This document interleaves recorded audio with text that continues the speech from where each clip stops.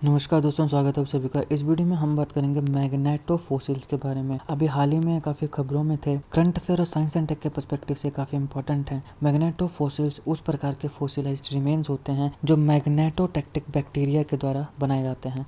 तो जो भी इंपॉर्टेंट फैक्ट्स हैं सारे हम इस वीडियो में कवर करने वाले हैं। वीडियो को अंत तक देखेगा।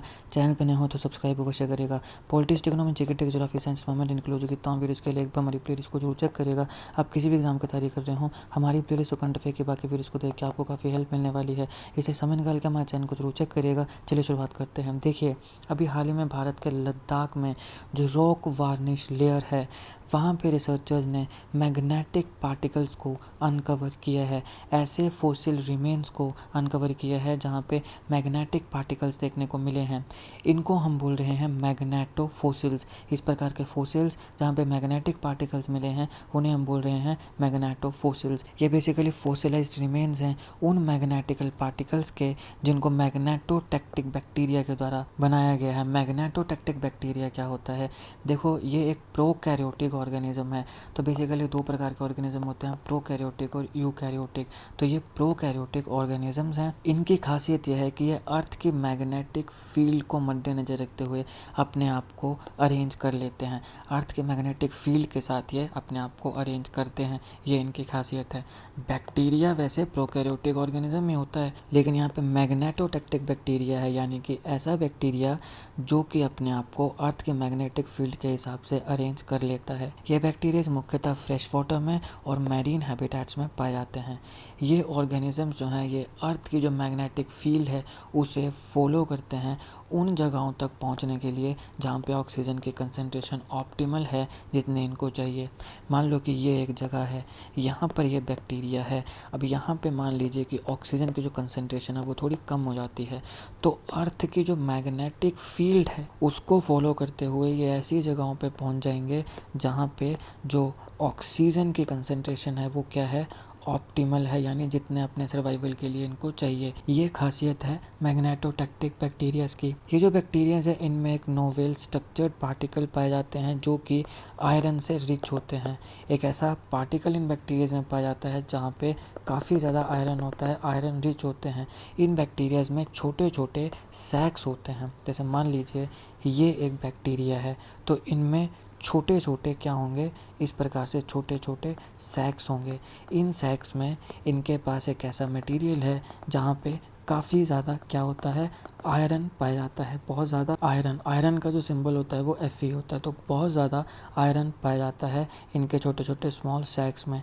और ये जो आयरन है ये एक कंपास की तरह काम करता है। ये खासियत है इन मैग्नेटोटेक्टिक बैक्टीरियाज की। ये जो बैक्टीरियाज होते हैं ये टाइनी क्रिस्टल्स को बनाते हैं, छोटे छोटे क्रिस्टल्स को ये बनाते हैं। और ये जो क्रिस्टल्स हैं ये आयरन रिच मिनरल्स या मैग्नाइट और ग्रीगाइट भी बोलते हैं इनको, इससे भरे होते हैं। यहाँ पे मतलब बेसिकली आयरन रिच ये क्रिस्टल्स होते हैं। अब ये जो क्रिस्टल्स हैं ये मदद करते हैं इनको नेविगेट करने के लिए, यानी एक जगह से दूसरी जगह जाने के लिए चेंजिंग ऑक्सीजन लेवल के साथ। वाटर बॉडी में जैसे ऑक्सीजन का लेवल चेंज होता है वैसे ही ये जहाँ पे ऑप्टिमल ऑक्सीजन है उसकी तरफ जाते हैं। तो वहाँ पे इस प्रकार के जो टाइनी क्रिस्टल्स हैं इनके स्मॉल सैक्स में ये उनको उस नेविगेशन में मदद करते हैं। अब ऐसा माना जाता है कि अर्थ में जब लाइफ की स्टार्टिंग हुई थी, जब लाइफ की शुरुआत हुई थी, अब आप सब जानते हैं कि एक इवोल्यूशन की प्रोसेस हुई ना। एकदम से तो हम ह्यूमन बींग्स नहीं पहुंच गए अर्थ में।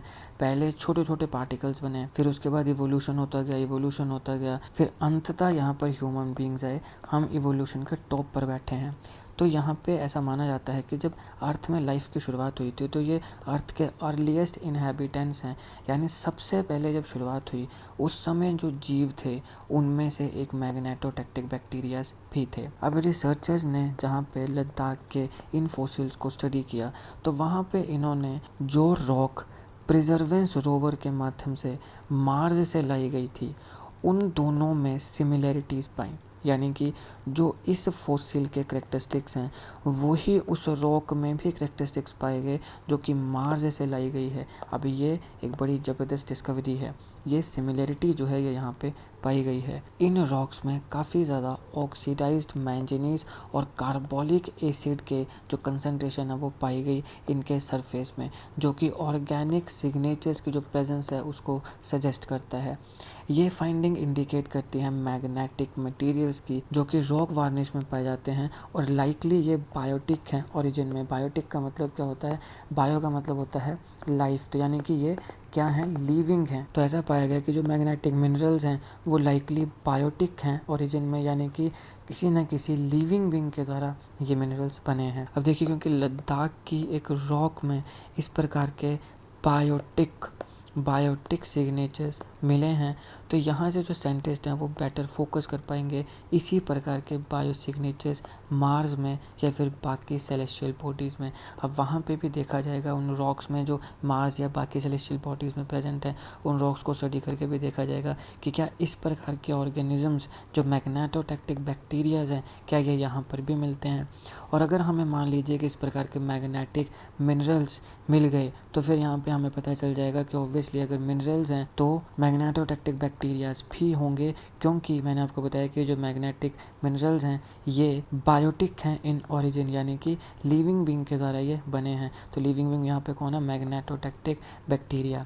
ये इन्फॉर्मेशन काफ़ी क्रूशियल है फ्यूचर के स्पेस मिशंस के लिए, चाहे वो नासा के द्वारा हो, बाकी किसी स्पेस एजेंसी के द्वारा हो, या फिर हमारे भारत की आन बान शान इसरो के द्वारा हो। इसके माध्यम से मार्स को अच्छे से एक्सप्लोर किया जाएगा और आने वाले समय में इसकी हैबिटेबिलिटी भी देखी जाएगी कि ये हैबिटेबल है कि नहीं है।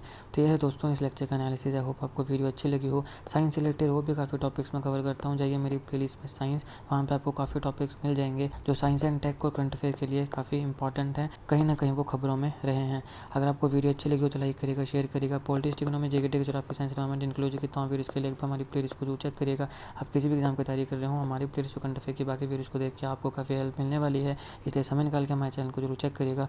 GK current affair, GK tricks ऐसी वीडियोस के लिए हमारे चैनल को सब्सक्राइब करिएगा, बेल आइकन को जो दबा दीजिएगा ताकि किसी वीडियो की नोटिफिकेशन आपसे मिस ना हो। आपका बहुत बहुत धन्यवाद।